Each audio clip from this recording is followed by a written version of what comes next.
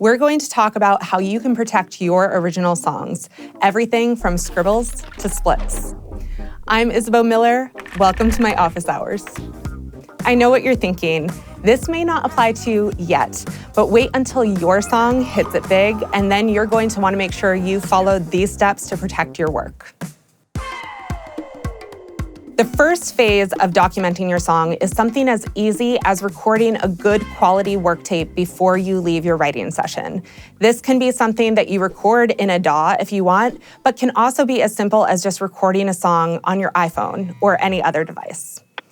The second phase to making sure that you are documenting your work is by having any collaborators that you've worked with signing off on a split sheet.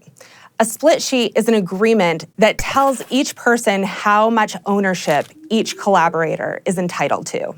This is incredibly important as we go through the other steps to protecting your work.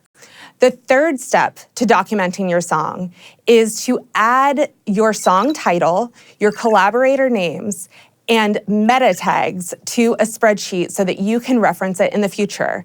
Meta tags are things that describe your song. So if you're ever asked, what kind of song is this? Because maybe you're talking to a music supervisor or a record label or a publisher, you can look in your meta tags to find the ballads you've written, the country songs, the pop songs, and it's kind of like a searchable tool for your songs to be categorized. There are two different copyrights that your song is eligible for. The first is your musical work. This is the actual body of the song that you've created. The second is a sound recording of your musical work.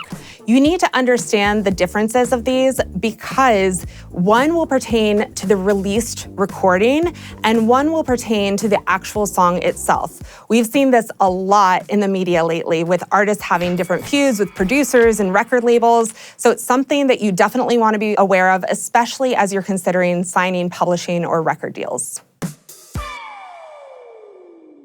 A P.R.O. is a performing rights organization, and their job is to protect songwriters and the work they made so you can collect revenue on your song's performances. You've probably heard of ASCAP, BMI, CSAC. Their job is to make sure anytime your song is performed, whether it's live or electronic on streaming platforms, that you are paid and compensated for that work. And you can't be paid and compensated unless you have registered. Hot tip.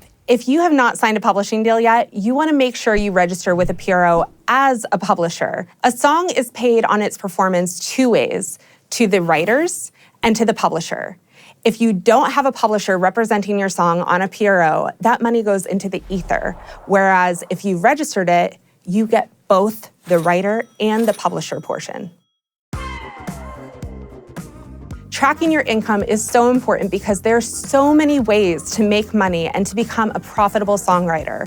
To stay on top of things, you really want to be certain that you are tracking your performance royalties, your mechanical royalties, the CDs that are being sold at a show that you've contributed to. By tracking these income streams, you will be set up not just for your talent as a songwriter, but your career.